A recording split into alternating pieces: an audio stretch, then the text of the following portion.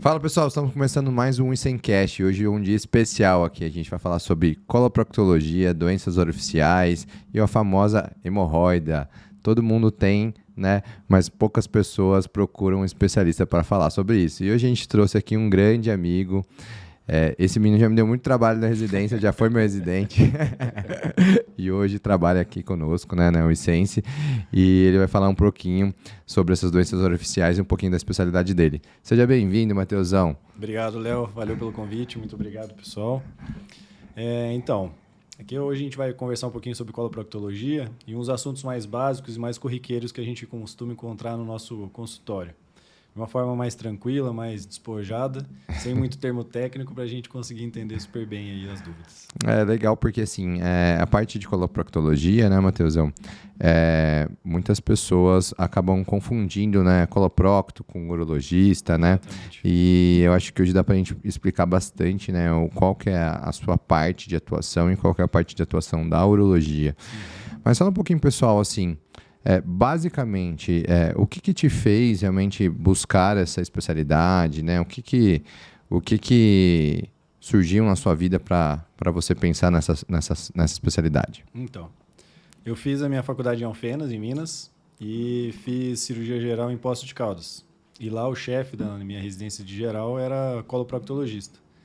Então eu tive uma tendência muito grande no meio da cirurgia geral a ter participações maiores nas cirurgias coloproctológicas. Então já começou por aí. Além de a gostar mais dessa parte, né, ter uma certa afinidade com a parte intestinal, a parte de abdômen. No final da residência, a gente optei por escolher a especialidade. Acabou que no final ainda pestrei trauma, que aí vim para Jundiaí. Né, que foi meu residente, né? Residente do Leonardo. Foi o melhor residente que ele já teve. O melhor de todos. Ele fala, mas foi o melhor de todos. E acabei fazendo trauma antes de entrar na Procto. Para entrar com uma mão melhor já, uma mão maior de vídeo, uma mão de cirurgia técnica avançada um pouquinho melhor já na subespecialidade. E aí fui para coloproctologia em Campinas, fui fazer na Clínica Reis Neto, que lá a gente fica 2 anos, né, na subespecialidade. E tendo várias lições, aprendizados de técnicas avançadas, técnicas novas, tanto na parte orificial quanto na parte de cólon e reto. Então, coisas atualizadas, congressos que a gente participa, trabalhos e tudo mais, mantendo sempre atualizado nas melhores condutas e nos melhores procedimentos que a gente tem hoje na coloproctologia. Legal, Matheusão. Para o pessoal entender um pouquinho, então, assim, a coloproctologia ela é uma especialidade que ela trata basicamente das doenças mais do intestino grosso, certo? Isso. E a parte realmente orificial, né? Isso que o Matheus falou que acontece muito hoje dentro da cirurgia, né? É que todos nós que fazemos cirurgia, que eu sou cirurgião também, né? Nós fazemos cirurgia geral, depois a gente faz cirurgia... Pode fazer uma cirurgia avançada, como eu e o Matheus fizemos, e depois a gente faz uma subespecialização, ou pode direto sair da cirurgia geral para alguma outra subárea, né? Só que todos nós temos uma base ali na cirurgia geral, que grande parte da cirurgia geral trata essa parte das doenças do cólon, né? E intestino e etc. Né? A gente faz realmente uma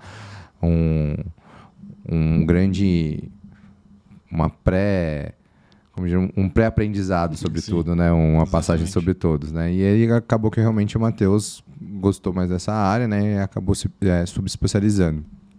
E hoje, realmente, todo cirurgião geral sabe um pouquinho dessa parte, mas não está tão atualizado, né? Então, acho que é muito importante, se você tem alguma doença coloproctológica, né? Procura realmente uma pessoa que está por dentro de técnicas novas, porque existem realmente muitas coisas novas dentro da coloproctologia que a gente vai conversar hoje. E assim, quais são as principais queixas hoje que você tem dentro do consultório, né? Quando que um paciente tem que procurar um coloproctologista? Então, na parte da coloproctologista, a gente trabalha com o intestino grosso, né? O cólon, o reto e o ânus.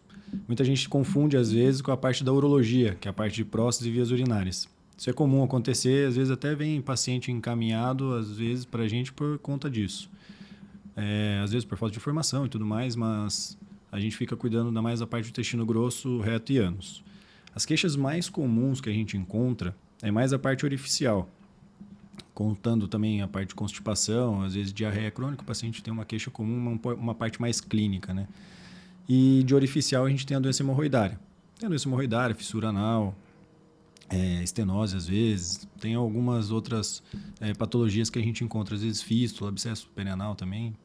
Então, mas a mais comum de todas é a doença hemorroidária, que é onde a gente tem que tratar um pouco mais próximo o doente, porque é uma doença que ela é muito prevalente e incomoda muito o dia a dia. Que você tem uma doença hemorroidária, está no meio do trabalho, está incomodando, em casa está atrapalhando. E então acaba tendo incômodos diários e acaba atrapalhando a atividade diária da pessoa.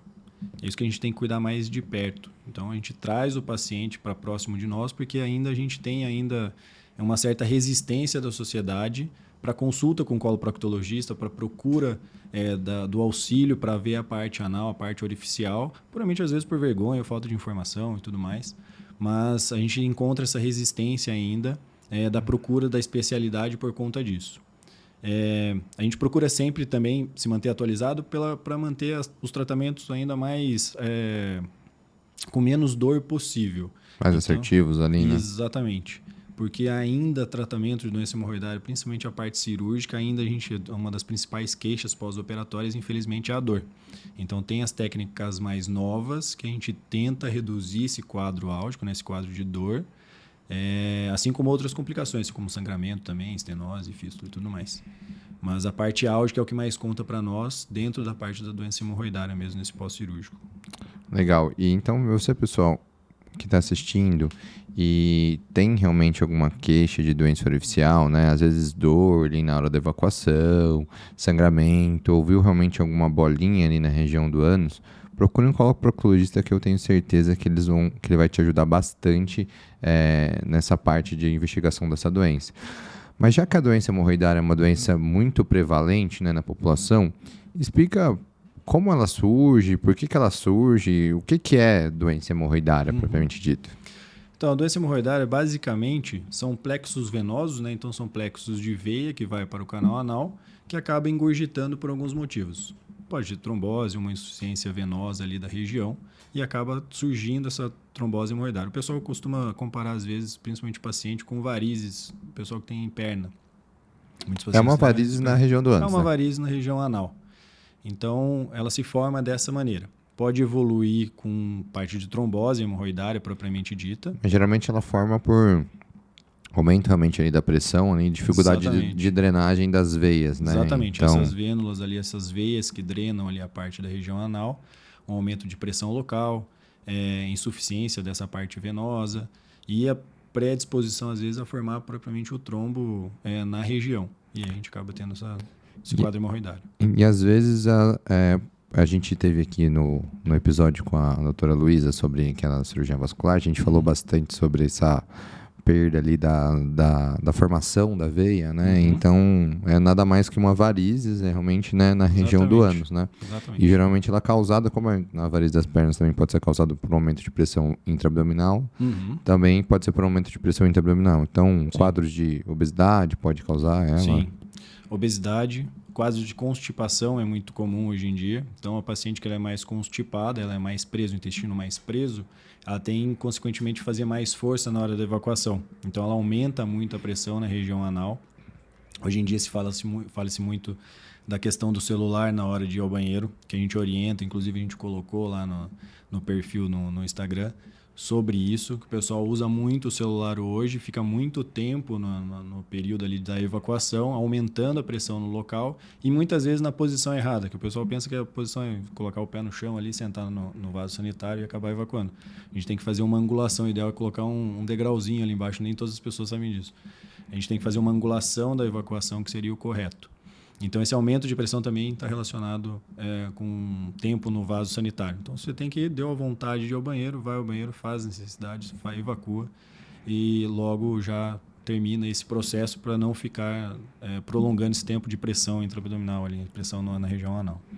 Geralmente tem as mulheres que ela tem uma predisposição maior por causa que elas são geralmente mais constipadas por causa de perfil hormonal ali mesmo, né? Geralmente as mulheres têm um perfil de hábito intestinal um pouco diferente, né, dos homens, né? E elas também têm uma outra condição que acaba aumentando o índice de doença hemorroidária nas mulheres, é a gestação também, né? Exatamente. A gestação, pelo aumento intrauterino e pelo aumento intraabdominal, ela aumenta essa pressão intraabdominal e aumenta a pressão ali na região anal. Então isso tem mais predisposição a ter quadro hemorroidário. Tanto tem algumas, até gestante mesmo, já vem procurar a gente para procurar o auxílio, já para ver as condutas nesse período gestacional. No período gestacional até é mais difícil da gente conduzir cirurgicamente. A gente trata mais clinicamente justamente por causa da gestação. E aí logo após a gestação a gente vê como é que evolui o quadro da doença hemorroidária e a gente vai tratando, tanto clinicamente ou às vezes quando precisa do processo cirúrgico. A mulher ela tem uma alteração hormonal muito grande. Então, a porcentagem de mulheres que procuram ajuda por causa de constipação é muito maior comparada aos homens, infelizmente. Por causa desse ciclo hormonal, então ela tem uma tendência maior a ter essa alternância de evacuação, então elas constipam mais. Mas mesmo assim, cabível de tratamento, a gente faz o acompanhamento, tanto a parte da constipação, às vezes até a parte própria da evacuação, que a gente faz alguns métodos, até fisioterapia pélvica, dependendo do quadro, para a gente melhorar esse quadro de constipação. Então, para você, mulher que tem constipação intestinal, isso não é normal, isso tem tratamento, né? Sim, e o coloproctologista pode te ajudar, com certeza, a melhorar esse quadro, né? Que às vezes as mulheres se acostumam e acreditam que isso é normal, né? Tem vários pacientes chegam e falam assim, não, eu tenho esse quadro desde pequena, desde a adolescência, e continuo com o quadro até a hora que começa a incomodar. E o próprio quadro de constipação, ele tem alguns fatores, que aí você aumenta essa pressão intraabdominal, as fezes saem mais endurecidas, e às vezes, além da doença hemorroidária, você pode evoluir também com a fissura anal, que são os cortes que fazem na borda do ânus ali, que acaba doendo muito, tem muita dor ao evacuar, pode ter sangramento também. E associado a isso, a gente tem o uso crônico hoje, infelizmente, na nossa cultura brasileira, do papel higiênico, que, querendo ou não, ele é agressor ao ânus, né? A gente não orienta que use papel higiênico de jeito nenhum. O ideal para a evacuação é a lavagem mesmo com água e sabonete, água morna, né? Água morna e sabonete. Tem até uma marca de sabonete específico para a região anal, já hoje em dia, apesar de ser só uma, mas já tem disponível, mas pode ser feito com um sabonete normal mesmo.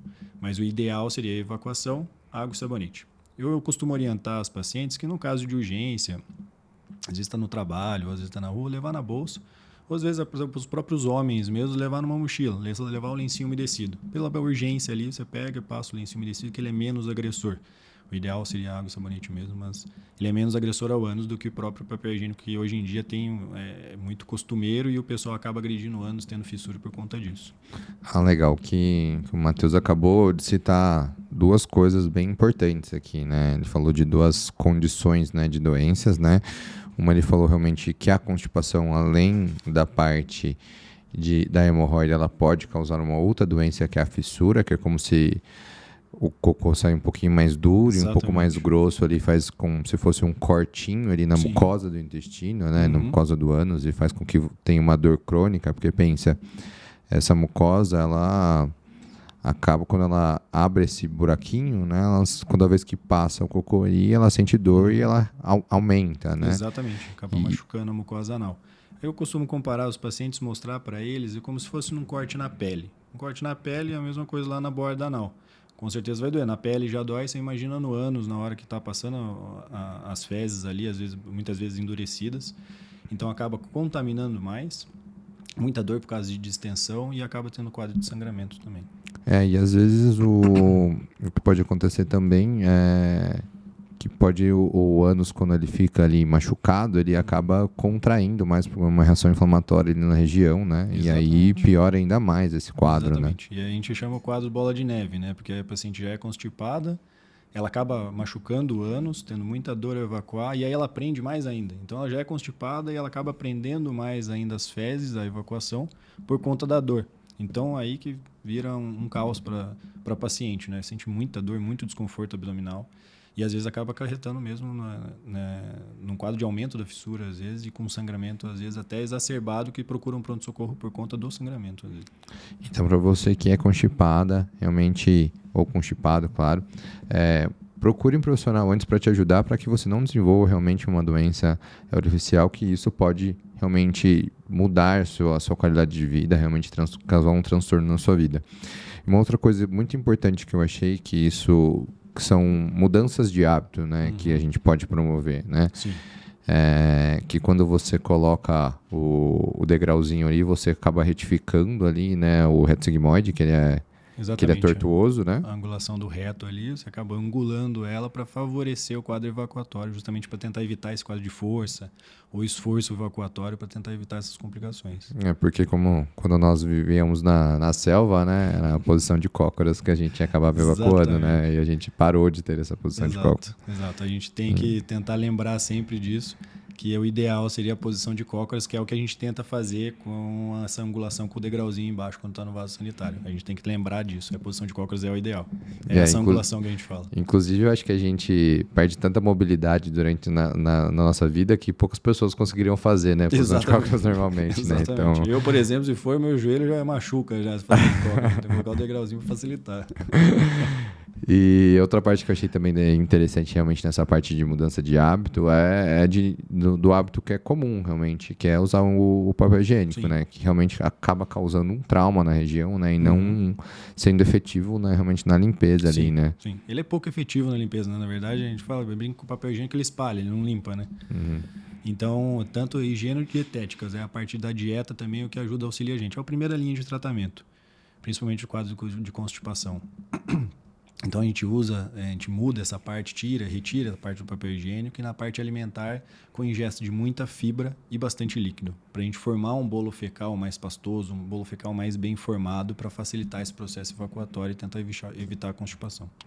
Isso dentro da investigação hoje em dia que eu faço um consultório, eu sempre pergunto como é que está o hábito, né? Porque a gente pode utilizar várias coisas, né? Tem pessoas que são um pouco céticas, né? Sim. Que acreditam que não vai dar certo, né? Falam, não, se aumentar a fibra, aumentar probiótico, você comer melhor, você tomar mais água, né? Sim. E isso vai melhorar realmente, né? Pode ser que não fique com o hábito intestinal 100%. Água ali, 100%, mas vai melhorar realmente o quadro e se ele melhora o quadro, pode evitar com que essa pessoa evolua para uma outra doença que seja mais grave, né? Então, eu sempre falo que hoje a medicina não pode ser 100% assistencial, né?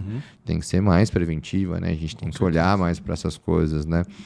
Porque eu acredito que em algum momento na sua vida você já tenha escutado o médico falou que ia ser assim mesmo e eu tô assim, né? E fica desse jeito, né? Exatamente.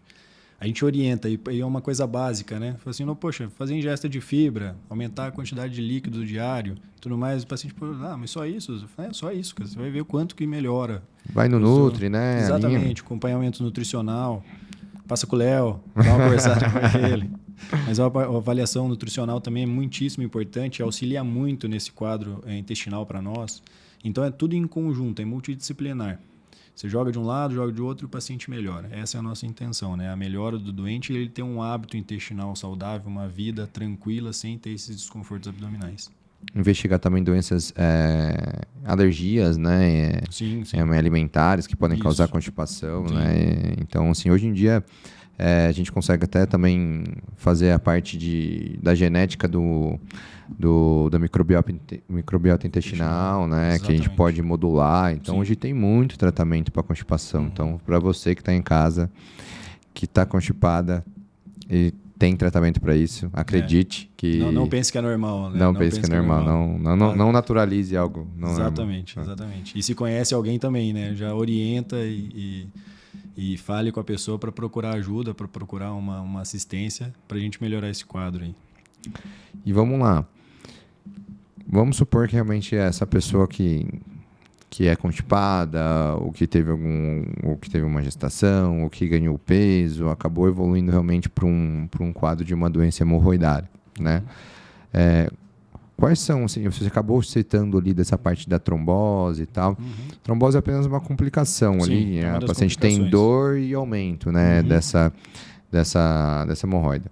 Mas quais são os princípios, os tratamentos que a gente pode instituir para uma pessoa que sabe que tem hemorroida, foi realmente, não, eu tenho mesmo, já fui e tal. Quais são os possíveis tratamentos? Clínicos, cirúrgicos, como é que evolui nessa parte de tratamento? Sim, a gente tem dois tipos principais de hemorroida. Tem a hemorroida interna e a externa.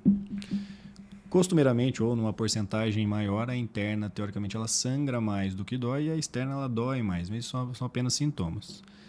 Os tratamentos em si, eles variam, mas via de regra, ao início do tratamento, a gente costuma na parte clínica. Então, a partir de medicação, acompanhamento, obviamente isso varia de pessoa para pessoa, né? Mas via de regra a gente tenta um tratamento clínico para ver se há uma melhora desse quadro da trombose hemorroidária ou da doença hemorroidária, para ver se a gente consegue apenas com as medicações, mas algumas vezes, infelizmente, a gente não tem um bom resultado. E a paciente, às vezes, tem recidiva ou não melhora do quadro, a gente não é resolutivo. Quais são, geralmente, os tratamentos clínicos que a gente faz? Quais são as medicações, orientações? Via de regra, a gente usa os venotônicos, a parte anti-inflamatória, se for o quadro de dor, ou a parte inflamatória mesmo de trombose, e analgésicos. Tem as pomadas, né, que a gente usa, os tópicos que a gente pode fazer, aí isso especificado para cada caso. Tem várias constituições de pomada, várias marcas já que a gente tem possibilidade de a gente usar essa terapêutica, tanto por via oral, né, dos comprimidos, e também usar a parte tópica ali também, às vezes supositório, ou a própria pomada também. Isso da parte clínica, né? Mudança de hábito também, né? Sim, isso é a primeira, é a base de tudo. Então, essa mudança de hábito dietético e higiene, isso é a primeira coisa. E aí a gente vai para a parte medicamentosa e as orientações que o paciente pode fazer. Outra coisa também, banho de assento, que a gente pode fazer para melhorar quadro álgico. Isso melhora bastante. Muita gente, às vezes, até mistura coisas dentro do banho de assento que, às vezes, não são necessárias. Via de regra, a gente fala assim, não, faz um banho com água morna ali para facilitar... faz uma venodilatação ali na região. E aí você tem um retorno venoso, uma facilidade desse retorno para o plexo hemorroidário ali. E aí, esse paciente fez o tratamento clínico, melhorou. Ele tem que fazer mais alguma coisa? Continuar acompanhando, porque a chance dele ter novamente é muito grande. Principalmente se ele não segue as orientações mesmo de base, né? A parte dietética, a parte de higiene e tudo mais, então isso ele pode ter. Tem predisposições até genéticas mesmo, ou da pessoa que ela vai ter novos quadros. Mas, via de regra, ela pode voltar. Então, a chance dela voltar, dela ter uma recidiva é muito grande. Até porque, realmente, quando você faz o tratamento clínico, você não cura, né, a doença. Você controla os sintomas ali, né? Exatamente. Então, a veia continua ali, né, pessoal? Então, não que necessariamente essa veia precisa ser retirada, né? Bem como as veias das pernas, né? Exato. Nem sempre precisam ser retiradas, né? Mas você não trata, né? Você continua tendo a veia tortuosa ali, doente, né? E eventualmente ela pode voltar a ter ao quadro ou de trombose ou de aumento nessa região, dor, sangramento, etc. que pode vir. E aí você pode ter um novo episódio de crise, né? E pensando que essa pessoa já tem um episódio de crises mais constantes e não teve melhora com a parte clínica, a gente pode realmente já indicar a cirurgia ou talvez até se a pessoa quiser ali, indicar a cirurgia direto, né? Sim, se for um quadro muito severo, onde o próprio paciente ele fala para nós, fala assim, não quero tentar para tratamento clínico, eu quero ir direto para a cirurgia, é uma terapêutica também, é cabível. Obviamente a gente tenta fazer o tratamento clínico primeiro para ver se há uma resposta do doente propriamente dito. Mas tem pacientes que a gente faz a indicação direta. A gente tem muita dor, às vezes própria trombose, às vezes dependendo do quadro, se for muito exuberante, às vezes a gente tem que acabar indo para a parte cirúrgica. Mas a indicação, o paciente mesmo, ele fala para nós. Então, ele indica para nós assim, eu preciso operar, que não tem mais como eu fazer isso. Porque, às vezes, ele tem muito quadro nas recidivas, eu já costumo até orientar o paciente. Eu falo assim, você já teve 2, 3 vezes? Eu acho melhor a gente ir para a parte cirúrgica, para a conduta cirúrgica, porque senão você vai continuar tendo esses quadros, sofrendo com isso. Às vezes, está viajando, está em outro lugar, às vezes fica sem assistência. Não fica legal. Então, vamos para a parte cirúrgica para a gente tentar ser mais resolutivo nesse quadro hemorroidário. Porque aí você vai retirar a veia, basicamente, ali, né? Por alguns modos, né? Uhum. E aí você vai resolver o quadro, né? Tem coisas que nós cirurgiões falamos, só a cirurgia realmente consegue tratar, né? Os cirurgiões brincam que a cirúrgica é soberana, né? Essa frase inicial era da clínica, né? A clínica é soberana, a gente fala que a cirurgia é soberana. E aí hoje, realmente, como você acabou citando em um momento ali do episódio, em que existia-se um mito que essa cirurgia era muito dolorosa, né? Sim. Mas eu acredito que tenha sido pela técnica que eu aprendi na residência, né? Que hoje eu acredito que tem outras técnicas, outras opções de tratamento que são bem melhores, né? Sim. Explica um pouquinho pro pessoal quais são essas possíveis tratamentos, né? Porque eu também... Explica para mim também, porque eu não sei mais. Nem lembro mais. Não, na verdade, eu já não me atualizei nessa área, então já não... Talvez eu nunca tenha aprendido. Explica pra gente aí o que tem de mais novo dentro da coloproctologia para tratamento de hemorroida, na parte cirúrgica mesmo. Sim. É assim, as técnicas convencionais são as que a gente aprende lá na residência da geral, né? São as técnicas já consolidadas de mais de 100 anos aí já de técnica cirúrgica. E a gente continua sendo indicado da mesma maneira. Né? A gente tem 2 técnicas principais, tem algumas alternativas ainda, até o Dr. Reis Neto em Campinas tem uma terceira técnica que é muito interessante também, que é a técnica semiaberta, né? Então a gente tem a técnica aberta, que é a Milligan Morgan, e a técnica fechada, que é o Ferguson. Essas são as principais. Então, só que a partir disso, dessas queixas de dor no pós-operatório, sangramento, foram surgindo novas técnicas. Hoje em dia a gente tem... Essas 2 principais técnicas, explica para o pessoal como funciona, assim, mais ou menos assim, desde incisão, mais ou menos assim, como é que é realizada, consegue ter explicar para o pessoal ter uma noção, assim, de como é feita? Sim. Basicamente, ali, os plexos hemorroidários, tem 3 principais. Tem o lateral esquerdo, se você olhar a borda anal, né, na posição ginecológica, você tem o posterior e anterior direito, é como se fosse um reloginho. Posterior e anterior direito e o lateral esquerdo. Então, tem umas 3 horas, outras 7, outras 11 horas. Basicamente, esses 3 é o que tem as mais chances de complicações. São os principais que a gente encontra no dia a dia. Obviamente, pode ter outros plexos aí, às vezes, variações anatômicas. Mas, basicamente, são esses 3. A técnica aberta, convencional aberta, que é o Milligan Morgan, a gente faz como se fosse uma raquetezinha, bem no plexo hemorroidário ali na borda anal, e a gente deixa uma bordinha aberta ali, e essa cicatrização ela é feita por segunda intenção. Então ela deixa aberto e com as pomadas e o tratamento ela vai cicatrizando de dentro para fora. Você tira a veia e deixa e não fecha ali a região. Isso, você não fecha. Você tira ali, você faz a ligadura da base dela e aí deixa aonde você fez a exéresis ali do plexo hemorroidário, você deixa aberto e cicatriza. E geralmente a gente pensa em deixar aberto para evitar quadros de estenose. Exatamente, quadros de estenose, às vezes até sangramento por conta de sutura e tudo mais que você pode fazer na fechada, que é a Ferguson. E aí geralmente por isso a dor, né? Porque fica realmente meio que uma ferida aberta, por assim dizer. E fica uma ferida aberta no ânus, né? Não é, além de não ser agradável, é totalmente doloroso. Uhum. Então você fica desconfortável, você tem que ter um pós-operatório bem mais regrado para você justamente cuidar dessa parte pós-operatória, porque você fica meio sem posição. É difícil para andar, é difícil para sentar, às vezes até deitar, fica complicado. Então o paciente tem que ir revezando. Obviamente não pode fazer atividade física, tem que controlar essa parte dietética, porque você vai ter o quadro evacuatório, é melhor que suas fezes estejam pastosas do que constipadas. Se tiver passado no pós-operatório uma cirurgia de hemorroida e tiver constipado, passando fezes endurecidas, vai doer, tem uma crise álgica muito grande, uma dor muito grande, né? Então, esse quadro, essas orientações pós-operatórias também têm que ser seguidas nesse quadro pós-operatório. O outro é a Ferguson, que é basicamente segue os mesmos critérios ali do plexo hemorroidário, só que há a sutura dessa parede, da borda anal ali, e há o fechamento, é a técnica fechada que a gente chama. Os resultados são basicamente os mesmos, tá? Aí vai de profissional para profissional, instituição, cada um tem uma preferência.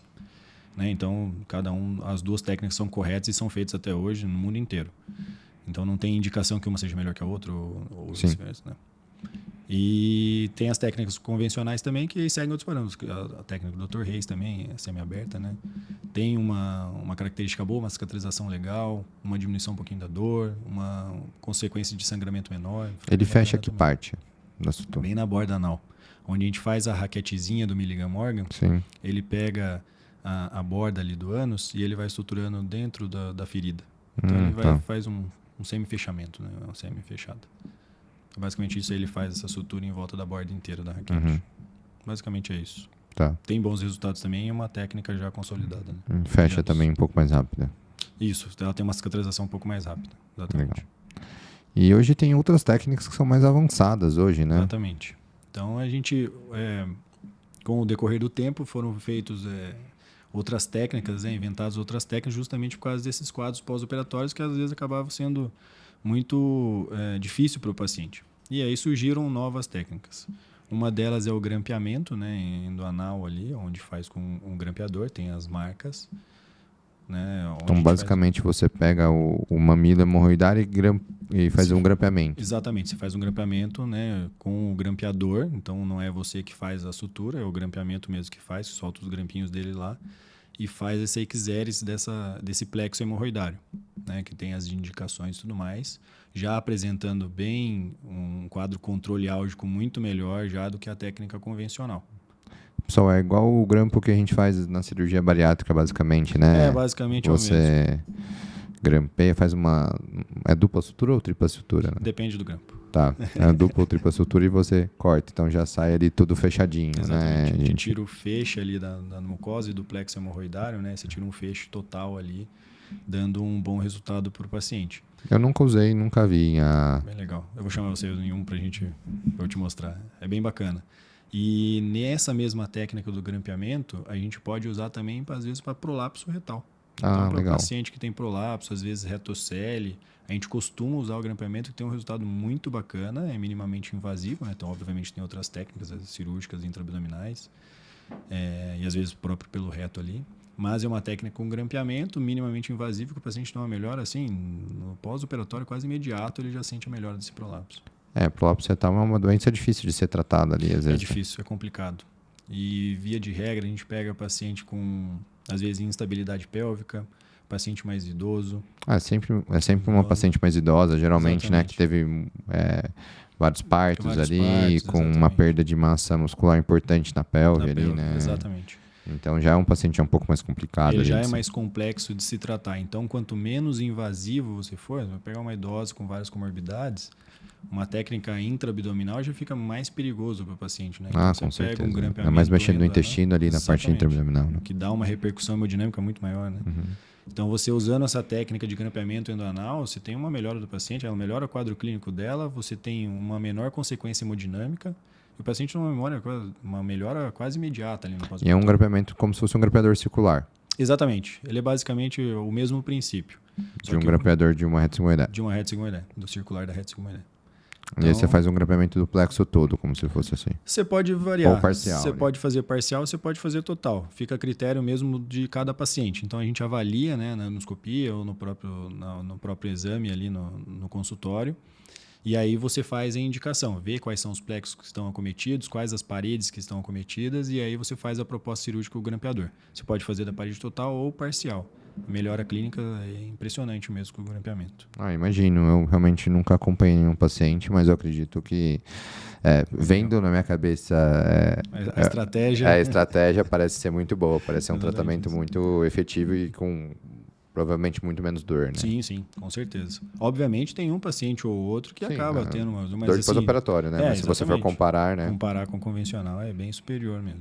Essa parte de ligaduras de base acontece também? Explica para o pessoal. Sim, a ligadura elástica. A gente usa a técnica do Dr. Reis, né, que é a macroligadura alta. A gente pode usar uma pistolinha onde você faz uma macroligadura. Então imagina...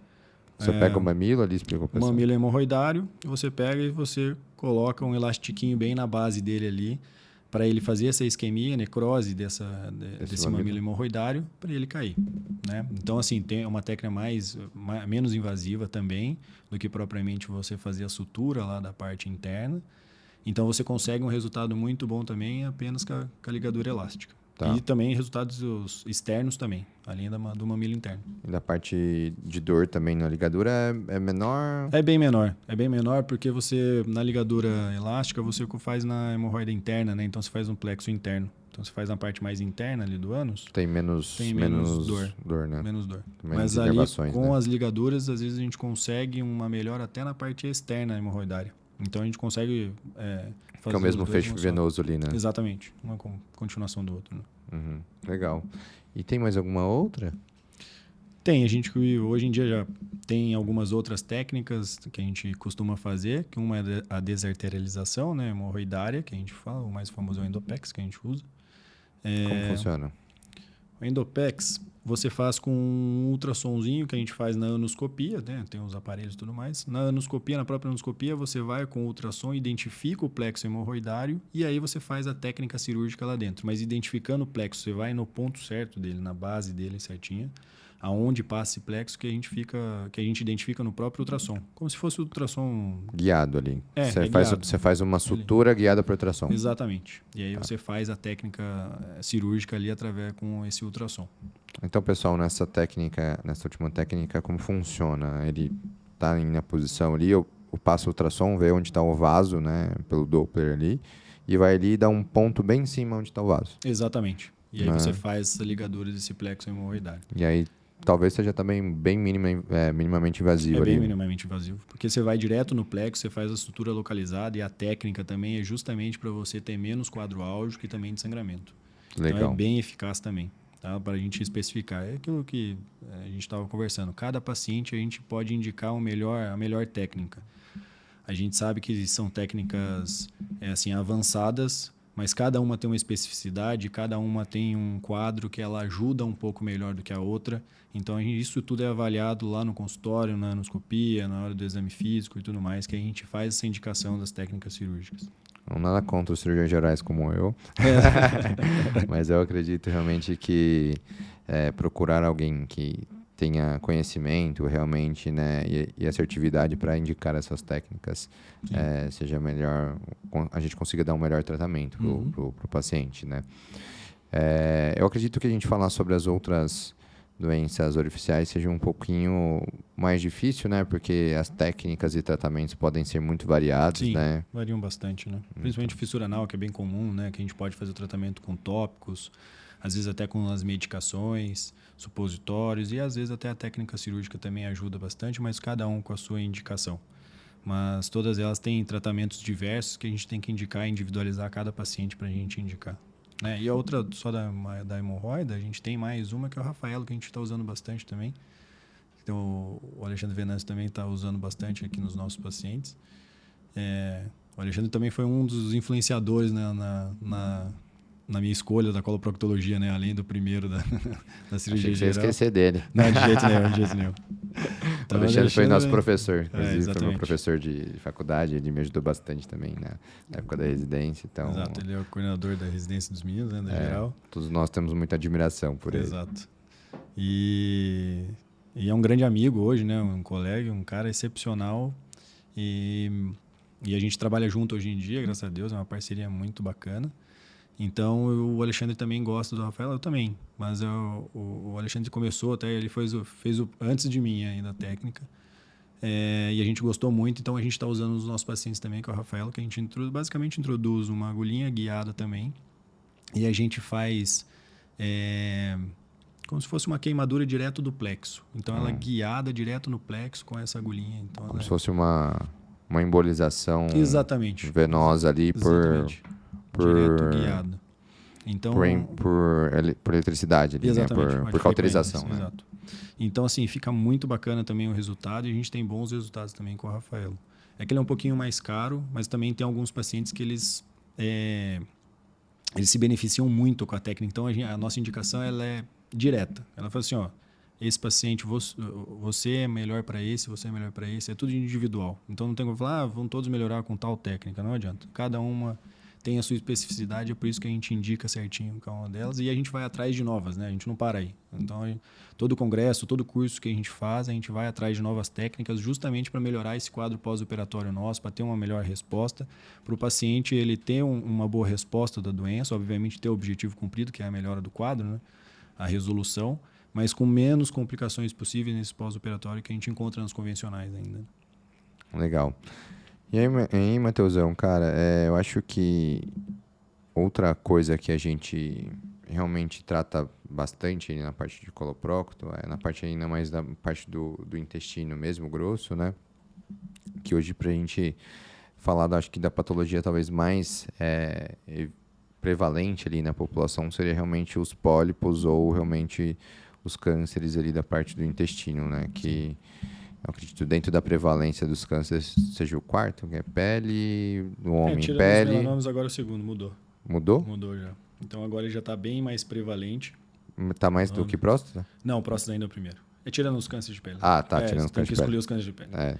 E aí você exclui o câncer de pele, que é o mais prevalente de todos. No homem a próstata, na mulher é a mama. Mas já ficou em segundo lugar nos dois. Então a gente... assim, é uma prevalência muito grande e os números de casos que a gente vem diagnosticando é muito, muito alto. Então, a gente está com uma preocupação grande aí nesses quadros, né, para a gente fazer essa prevenção aí. Então, hoje dos cânceres do câncer de intestino, né, hoje é uma das indicações realmente de prevenção, né? Então, tem a prevenção de câncer de mama, a prevenção de câncer da parte ginecológica na mulher e a parte realmente da próstata do homem, que existem exatamente. exames de rastreio bem pré-definidos, etc, né? E eu acho que no câncer de intestino já existe realmente esse rastreio já pré-definido, né? Sim, sim. Conta pro pessoal como que é feito esse rastreio, o que eles têm que fazer, a partir de que idade, como é que funciona. Com esse aumento de número, então, as sociedades brasileiras, mundiais também, a gente trouxe essa maior atenção para esses cânceres de cólon, né? O câncer de intestino grosso, um aumento muito grande do número dos casos, né? Já chegando, evoluindo já em posições ali já, né? Eu assumi a segunda posição. Então, a gente voltou bastante, a gente está preconizando muito para que os pacientes façam essa prevenção. Assim como parte de próstata, mama, câncer de cólon na mulher, a gente está trazendo para que seja uma rotina mesmo dos pacientes e dos serviços também, para que seja colocado nas rotinas essa prevenção da parte do câncer de cólon. Anteriormente, o Ministério da Saúde pedia 50 anos de idade, né, para a gente fazer a primeira colonoscopia. O principal exame que a gente faz de prevenção, né, de rastreio, é a colonoscopia.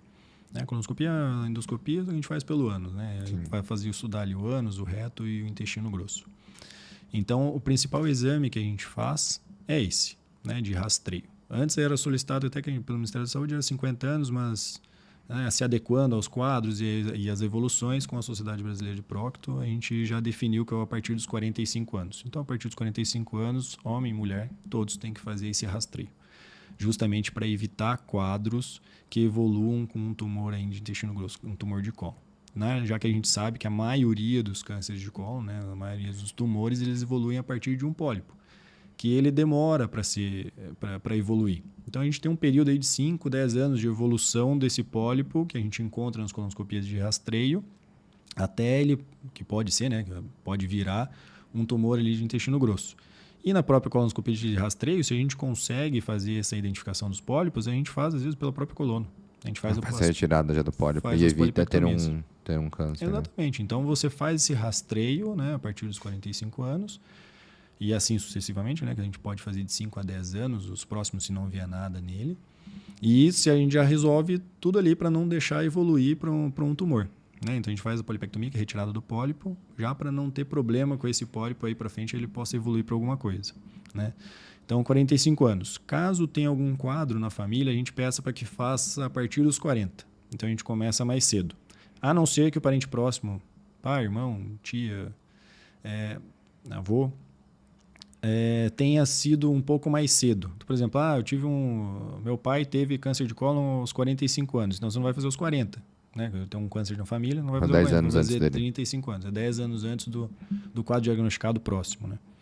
Mas, via de regra, os pacientes que não têm história familiar, a partir dos 45, isso já mudou, né? Que era 50, agora foi para 45. Existe uma frequência também, né? Cada 3 anos, 5 anos, para você manter. Via de regra, a gente pede 5 anos. 5 anos. Tem alguns, isso varia bastante de serviço, e cada instituição, às vezes, estabelece alguns anos. Mas, via de regra, 5 a 10 anos. A gente não perde esse período. Que aí você repete a colonoscopia de controle mesmo, né? Só então, grande contribuição para você, né, que está chegando nos 45 anos ou que tem algum familiar aí que está nos 45 anos, que tenha ou não realmente algum parente próximo de primeiro grau que teve um quadro de câncer de intestino, tem que fazer a colonoscopia. Geralmente a gente já pede até para fazer a endoscopia junto, né, para ter um rastreio, né? Eu sempre peço isso para os pacientes. Eu acho difícil, às vezes todo mundo tem uma certa restrição ali, né? Uma não vontade de fazer a colonoscopia, né? Porque tem que fazer o preparo intestinal, mas Pessoal, é um dia só do preparo. Exatamente. Hoje a gente já evoluiu bem já, né, com o preparo. Os pacientes reclamam, né, do preparo, que o preparo é chatinho, que você tem que ficar indo ao banheiro. Mas assim, você tem que considerar que aquele exame que você vai fazer sedado, né? Você vai fazer sedado, você vai dormir ali na hora do exame. É um exame extremamente importante para você tomar as condutas para frente e evitar complicações. Então, passa um dia ali realmente fazendo preparo, sofrendo um pouquinho de tantas vezes ao banheiro. A gente dá as orientações para isso ser o menos chato possível, né? Mas faz o preparo num dia, no outro faz o exame e já resolve isso aí, não tem problema para frente, né? E recente agora em março, a gente teve o Março Azul Marinho, né? Que é o março, é um mês de conscientização de prevenção do câncer de cólon. Isso é muito importante porque isso é mundial, né? Então, agora com essa prevalência, então a gente está tentando dar mais foco a isso, assim como tem o Novembro Azul, o Outubro Rosa da mama, né? A gente está tentando introduzir e conscientizar o máximo de número de pessoas possível sobre o Março Azul Marinho, que é sobre a prevenção de câncer de cólon. E lógico, pessoal, que a gente não gosta, né, de fazer diagnósticos de uma doença numa pessoa, né? Mas, se possível, diagnosticar o mais precoce possível e até evitar com que essa pessoa tenha uma evolução, né, para um câncer, é muito importante. E eu, infelizmente, dentro da minha carreira e do número de atendimentos que eu já faço, eu já consegui pegar muitos pólipos ali que já estavam em transformação, né? E também, infelizmente, já diagnostiquei muitas pessoas com realmente neo de intestino ali bem jovens, né? Então, exatamente. E hoje em dia está caindo bastante o número, que é uma das questões que preocupam bastante a gente da área, que é a quantidade de pacientes mais jovens tendo tumor de cólon, tumor de intestino grosso. Então, realmente, a gente tem que conscientizar o pessoal, conscientizar todos que a gente conhece, para fazer as prevenções certinhas aí com as colonoscopias e o acompanhamento com o coloprocto, para evitar essa doença aí, que inclusive a gente teve recente aí 2 quadros famosos, né? Que foi o Pelé e a Preta Gil, né? Que a gente teve quadros aí que o pessoal já ficou mais atento, né? Infelizmente os dois tiveram quadro, mas o pessoal foi atrás de informação, foi atrás de saber o que é, atrás de ajuda, de auxílio. Chegou no consultório, falou: doutor, fiquei sabendo disso, tudo isso. Aí a gente vai lá e orienta. E o tumor de intestino é um tumor que geralmente não é tão agressivo quanto tumores de outros lugares, né? Então, assim, é passível de um tratamento ali bem efetivo, né? Por assim dizer, né? Via de regra, ele tem uma evolução um pouco mais lenta, né? Então, a gente consegue pegar em vários estágios que a gente consegue ter uma boa resposta. Mesmo que já tenha se transformado num tumor, né? Mesmo avançado até, né? Exatamente. Recentemente a gente acabou fazendo um diagnóstico de uma paciente bem jovem que a gente acabou operando lá. E eu acredito que grande parte dessas alterações realmente são por reações inflamatórias ali na parte do intestino relacionada a algum tipo de alimentação hoje, né? Que é bem comum, né? A gente tem uma alimentação ruim ali, né? Exato. Hoje, com a industrialização alimentícia, né? Então, a nossa prevalência aumentou muito com embutidos, produtos industrializados, a má alimentação, falta de atividade física, que a gente volta a fazer aquela parte multidisciplinar, tanto a parte da nutrição, a parte de exercício físico, hábitos de vida de uma maneira geral, que a gente vem deteriorando e aí pode acarretar porque é um dos principais fatores da evolução do câncer de cólon, né? É a parte alimentar, parte de atividade e tudo mais, fator genético também que conta, que faz a parte da prevenção. Hein? Às vezes vem um paciente falando para mim: doutor, eu não sei, eu queria fazer um rastreio de doenças inflamatórias ali do intestino, alimentos. Eu falo assim: olha, como é que você come hoje? Você come bem? Ela: não, como mal. Para que você quer fazer um exame sendo que você não quis mudar? Primeiro, eu acredito assim, a pessoa mudou a alimentação, tá tendo algum quadro... Acho que faz sentido, né? Fazer um exame. Fazer investigação. Mas se não mudou, né? Eu quero saber se eu tenho alergia a glúten. Poxa, desculpa a indústria aí, mas vamos colocar aqui, 90% das pessoas têm algum grau de alergia a glúten, né? Pode ser, mesmo que seja baixo, mas algum grau de alergia a glúten a gente vai ter, né? Exatamente. É inflamatório para o intestino, para a mucosa intestinal. Né? E tem como a lactose, né? Não é todo mundo que tem um grau avançado, mas algum grau todo mundo tem realmente de inflamação relacionada a esses alimentos, né? E aí... se você tem sintomas, provavelmente você tem um grau de inflamação maior, por isso que você tem algum sintoma, né? Exatamente. Então, melhorar essa parte da alimentação, eu acho que é o primeiro passo realmente para tratamento dessas doenças, ou prevenção até de um câncer de intestino. Sim. Ali, se a gente melhorar a inflamação do intestino, vai diminuir a chance dela ter realmente um quadro desfavorável ali, com uma evolução para um NEL, né? Sim, com certeza. E, Matheusão, se a pessoa chegou no seu consultório, acabou fazendo realmente esse rastreio com colonoscopia ou estava com algum sintoma ali, você desconfiou que podia ser algum câncer. Lógico que a gente não vai entrar em detalhes mínimos aqui de indicações de tratamentos para a gente não se estender muito e não ficar algo bem maçante, mas Sim. hoje, quando a gente fala de câncer de intestino, invariavelmente a gente fala de uma cirurgia porque como é um tubo, né, esse tumor vai crescer ali dentro do intestino e vai obstruir de alguma forma, né? Sim. E hoje, quais os tipos de cirurgias hoje que a gente acaba indicando ali para que tenha realmente a cura parcial ou realmente só a desobstrução desse intestino? Sim. Obviamente a gente vai passar por toda uma avaliação, né, pré-operatória e do quadro em si, que a gente tem que estabelecer o que está acontecendo. Como é que é o tumor, que tamanho, onde está atingindo, até onde está indo, já invadiu outras estruturas, né, em que posição do cólon, do reto que está. Então, tipo histológico, né, que a gente faz as biópsias e tudo mais, e o rastreio com imagem. Então, tudo isso parte da nossa investigação e da nossa conduta. Que é o famoso estadiamento, né? Exatamente, que a gente faz o famoso estadiamento. A gente faz esse estadiamento para a gente ver qual que vai ser a nossa terapêutica, para ver qual que vai ser o nosso planejamento cirúrgico e terapêutico pós, né, tratamento cirúrgico. Então, a gente tem algumas alternativas, que uma delas é a cirurgia convencional, né, cirurgia que era feita desde sempre, que é a laparotomia. Você faz aí a parte da colectomia, né, que é a retirada do intestino parcial. A laparotomia que ele está falando é quando é a cirurgia aberta, você faz pelo corte, né? Faz o corte na barriga, né? Faz os convencionais, que é o que, né, é o mais antigo, e mais recentemente a gente faz as cirurgias por videolaparoscopia, né, que é a cirurgia a gente já parte mais para as minimamente invasivas, que são os famosos furinhos na barriga, né? Ou cirurgia por laser, que o pessoal comenta bastante. Realmente não deixa de ser, né? Que a gente entra com uma câmera e mexe com as pinças lá dentro. Então, são furinhos realmente na barriga, que a gente trabalha lá dentro para fazer essa retirada do intestino com seus devidos limites e também a partir da onde está invadindo, né? Se está invadindo a parte do meso, o linfonodo e tudo mais. Hoje não que a cirurgia convencional seja uma cirurgia pior, né? Que é videolaparoscópica, né? Em termos de resultado, pode ser tão boa quanto. Exatamente. Né? O objetivo vai ser cumprido igual. Isso não vai interferir. Porém, realmente, a cirurgia videolaparoscópica, o paciente tem um pós-operatório muito melhor, muito menos dor, né? Com certeza. Eu acredito hoje, como a gente opera dos dois jeitos, eu acho que a gente consegue ver melhor as estruturas realmente. Sim, né? Com certeza. Hoje em dia, com o advento da vídeo, a gente consegue ter uma identificação muito mais detalhada, né, dos órgãos lá dentro, de todas as estruturas, do que propriamente cirurgia aberta. Os objetivos são cumpridos. Né? A ideia é fazer a ressecção desse tumor com seus limites e trazer a cura para o paciente, propriamente dito. Né?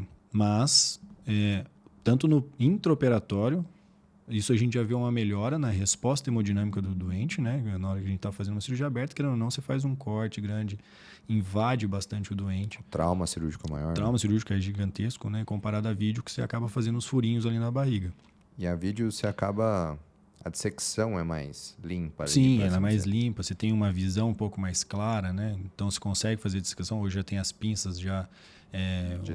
de energia, que são mais inteligentes ali para a gente fazer essa ressecção, então auxilia bastante.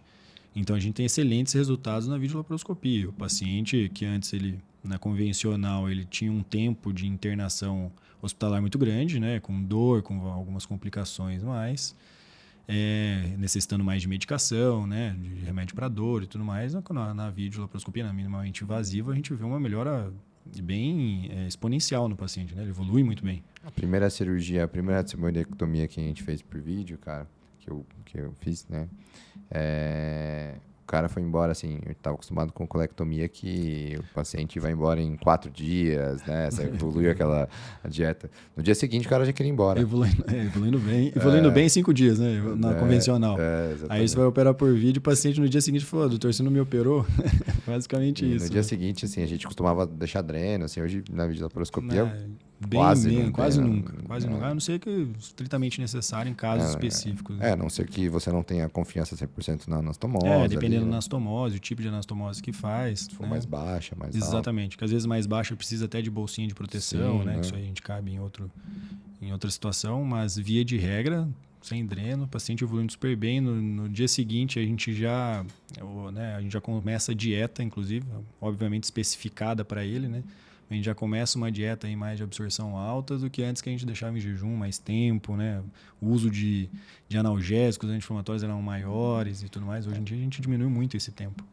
Pessoal, a gente entra com a dieta um pouco mais precoce, porque na cirurgia aberta você mexe muito com o intestino. Então existe uma coisa chamada ilho paralítico, que é o intestino fica meio molão, assim, não quer se... Fica preguiçoso. Ele não quer trabalhar. Então, se você entrar com a dieta logo imediatamente no pós-cirúrgico, esse paciente vai acabar vomitando, vai estar estendido, os ossos não vão estar funcionando direito. Na cirurgia por vídeo, a gente vê que esses quadros de ilho são muito inferiores. Bem inferiores. Que a manipulação é muito menor, né? Então, assim, o intestino, às vezes, ele nem sente que ele foi mexido, né? Só na parte mesmo onde a gente foi... na estrutura, aí propriamente dita, mas no restante do abdômen ali, que normalmente na aberta a gente acaba invadindo mais, né? Não existe. Então, você tem uma melhora assim, exponencial no paciente na minimamente invasiva. Né? Então, pessoal, se você tiver realmente um quadro que tenha que ser cirúrgico, né? Claro, se houver a possibilidade de você fazer a cirurgia por vídeo, é uma cirurgia hoje que a gente vê realmente uma melhora importante ali nos quadros, né? Lógico que não que a cirurgia aberta seja uma cirurgia ruim, mas a por vídeo é uma cirurgia realmente que você vai ter um resultado melhor. Então, procure um colega aí que consiga realmente realizar essa cirurgia de forma tão boa quanto a cirurgia aberta, né? Exatamente. E hoje também tem a cirurgia robô, né? Exatamente. Então, como se não bastasse a vídeo, né? Nessa evolução cirúrgica que a gente tem, aí a gente hoje em dia tem o advento do robô, que chegou aí provavelmente para ficar, que, né, ajudou muito na parte cirúrgica nossa. Que tem em alguns centros, não são todos que ainda tem, mas com a indicação correta, o robô já veio para ajudar magnificamente. A gente até brinca que quem opera robô hoje em dia já não quer mais voltar para vídeo, né? Que operar robô é muito bacana, é muito gostoso para todos, tanto a parte cirúrgica, o paciente, para o próprio cirurgião, para a equipe cirúrgica, é bem mais confortável, né? E você tem uma especificidade do doente ali, da estrutura onde você está mexendo, assim, descomunal. É uma coisa que você não vê nem na aberta, nem propriamente na vídeo. Porque o robô você fica ali no 3D, né? Então, 3D, você vê a estrutura de uma forma muito melhor, né? E a posição que o cirurgião fica, né? Exato. É muito mais... confortável para o cirurgião, né? Além disso, você tem uma sensibilidade muito melhor aí, né? Uma rotação de mão que você não consegue na vídeo. Não consegue na vídeo, né? Que é mais linear. Então, você consegue ter uma precisão muito melhor, né? E tem uma outra coisa também que na robótica, o braço do robô acaba segurando a barriga ali, né? De os pacientes que são um pouco mais obesos, que dificultam, né? Exatamente. Que você consegue uma posição melhor abdominal e uma estabilidade tanto da câmera quanto das pinças muito maior do que na laparoscopia, que são os próprios cirurgiões ali que estão manipulando. Então, querendo ou não, mesmo que seja mínimo, tem um certo tremor. Sim. Na vídeo a gente já não encontra isso, que ele já fica mais estável, né? Robô, o pessoal tem bastante dúvida, fala assim, nossa, mas é o robô que está me operando? Não, né? São os braços do robô. O robô ele é um equipamento que ele vai e fica em cima do doente, né, com os seus braços, mas quem posiciona é a gente, né? Tem um tempo pré-operatório ali que a gente posiciona, coloca os braços do robô. Fica um cirurgião lá do lado. Fica cirurgiões. Que é o auxiliar, fica ali do lado mexendo nos braços, né? Exatamente. Justamente para manipular os braços. E aí tem um console à parte, né, que é onde fica o cirurgião, que ele fica sentadinho no seu console. E aí tem a pinça e tudo mais, é onde você vai trabalhar lá dentro do abdômen do paciente, né? Muito mais ergonômico, fácil de você identificar a estrutura, tendo uma visão 3D, é bem bacana, assim. O console fica do lado fica na mesma sala, né? Hoje já existe cirurgia à distância, mas ainda no Brasil ainda não está tão difundido. Lá fora, realmente... Então, obviamente, né, já com cada vez mais trabalhando nisso para que você possa operar de outros lugares, né? Sim. Ainda não é uma realidade nossa, né? Tanto que o robô ainda é difícil, né?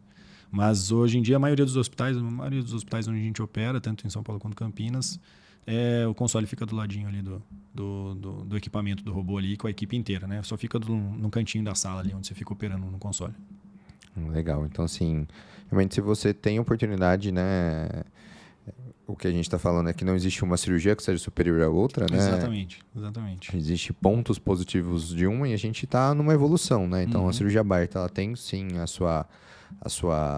Seu valor, espaço, né? Seu espaço, exatamente. E, assim, realmente tem cirurgiões que são antes de nós, né? Que são precursores de nós, que tem uma mão de cirurgia aberta superior à nossa, porque a gente acabou operando menos, né? Do que eles, né? Então, na parte de aberta. Sim. E depois vem o vídeo, né? Que para nós na residência foi mais ou menos quando começou ali, né? Foi onde começou a entrar no SUS ali, né? Exatamente. Que operava. E hoje vem o robô. Eu nunca operei pelo robô, né? O Matheusão já tá... já estamos guiando no robô aí. Já tá mais rápido aí, que já tá... Eu tô diminuindo as cirurgias, né? Tô parando de operar. Tá parando de operar agora, né? Não, mas é que o robô realmente ele veio para ficar e tem várias vantagens, né? Então não tem como a gente ficar para trás, sendo que a gente pode oferecer o melhor para os nossos pacientes, né? Obviamente tem as suas indicações, cada uma com as suas, né? Mas o robô em si, a gente acha que ele não tem como a gente simplesmente ignorar. Ele veio para ficar mesmo e aí a gente vai com tudo agora nas atualizações e procurar os melhores métodos e guias aí para a gente conduzir os pacientes na cirurgia robótica também. Show. Matheus, cara, obrigado por ter vindo, por ter contribuído bastante aqui no podcast, isso, né? À disposição. Eu acho que a gente não pode parar realmente de se atualizar. Sim. E eu acredito que hoje você ali na Essência você consegue realmente trazer uma qualidade, uma excelência na parte do atendimento de coloproctologia. Legal. E dá um recadinho pra galera, o final aí do podcast, depois fala realmente pro pessoal quais são suas redes, né, onde você atua. Sim. Queria agradecer primeiro, né, Léo, pelo convite aí, pela parceria de sempre, né, desde quando eu entrei na residência, né, do trauma aqui em Jundiaí. O Léo sempre foi meu parceiro aí e meu amigo. Ali na Essência a gente tem um trabalho muito legal, a gente oferece todos esses serviços, né, ali conversando com o paciente, atendendo, tendo esse carinho com cada doente que aparece com a gente, porque eu acho que é a nossa intuição, oferecer o melhor, com o melhor atendimento, acolher os nossos pacientes ali o máximo possível, porque querendo ou não, o prócto ainda tem um certo receio, né, então é uma área ainda um pouquinho que tem uma certa resistência, então a gente chega com um pouquinho mais de paciência, acolhe bastante o doente e a gente está em conjunto, a gente é um time, né? Então, a gente tem uma equipe multidisciplinar gigantesca. O Léo me ajuda com os pacientes na parte nutricional, tanto a parte a nutricionista também. A parte física, as outras especialidades também que entram, às vezes a parte de endócrina, o cardio, às vezes precisa de pré-operatório. Então, a gente está todo um time ali trabalhando em cima de cada paciente nosso. Então, acho que a gente só tem a oferecer o melhor ali e todos que precisarem de mim, pode contar comigo. A gente está nas redes agora, né? No Instagram, no Facebook. Fala o seu Instagram aí pra galera. É o Dr. Matheus Bassani. Então, quem quiser acompanhar lá, agora a gente está soltando umas dicas, uns detalhes ali, bem sucinto para o pessoal se conscientizar e cada vez adquirir mais conhecimento sobre a área e sempre que precisar de auxílio, a gente vai estar à disposição. Obrigadão, Matheusão. Acabei falando o podcast dele de Matheusão, né? Mas o nome dele é Matheus Bassani, né? A gente acaba tendo uma intimidade grande, né? Acaba não falando aí no apelido. Mas o que eu posso dizer para vocês é que dentro hoje do serviço que a gente oferece na Essence, né? A gente tem realmente essa sinergia de grupo, onde a gente procura realmente ter trazer o melhor, né? Oferecer o melhor para o paciente, né? Então, trazer profissionais com um gabarito como o Matheus tá aqui é realmente para que vocês tenham o melhor serviço possível, né? Então, para você que assistiu esse podcast até o final, gostou do tema, acha que alguém precisa escutar esse tema, compartilha com essa pessoa, né? Curta a gente e isso faz com que a gente consiga levar a nossa mensagem para mais e mais pessoas. Obrigado, pessoal, e até o próximo episódio. Matheusão, obrigado. Valeu, Até a próxima. obrigado, pessoal. Valeu, Léo. Obrigado, pessoal.